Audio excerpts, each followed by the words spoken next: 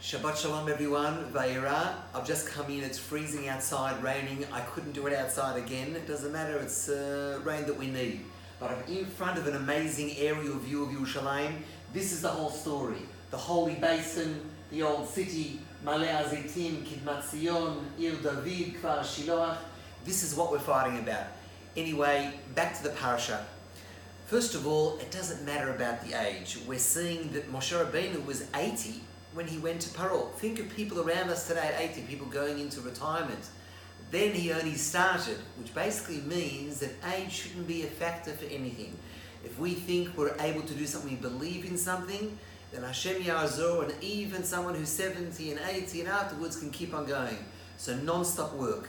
The other thing which is interesting is that we know that Am Yisrael, they were, in the very beginning, they were given even more work to do, and they weren't given some of the materials, but they had to bring out the same amount of stones. They had even less time. Paro was very smart. He didn't want them to have any time to think about possibly rebelling. Within that, we can learn a very interesting lesson, and that is that sometimes we do need time to stop and think about where we're going and what we're doing. Sometimes we can be caught up non-stop in our cell phones and business, and we don't stop to think about family, Yahadut, Torah, and where we're going greatly in life. And the last thing, which I've never read before, and I really don't remember who it was that said it, Moshe Rabbeinu said to Hashem, but if the nation of Israel isn't going to listen, then what about Paro?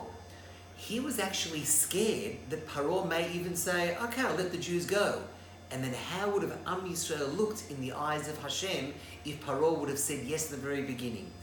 In any case, we know the end of the story. Paro kept on saying no, his own Bichirach of Shid, as though he sort of had no choice because he was so full of hate towards Am Yisrael. And it took 10 plagues for him to actually turn around. It seems that in every generation we've got people that want to wipe us out in different shapes and forms. Today we're commemorating 75 years since the liberation of Auschwitz. I'm just listening to all the talks of worlds of state. We have to make sure that nobody sits on the fence, and we act whenever we see some injustice, especially ourselves, Am Yisrael. Shabbat Shalom.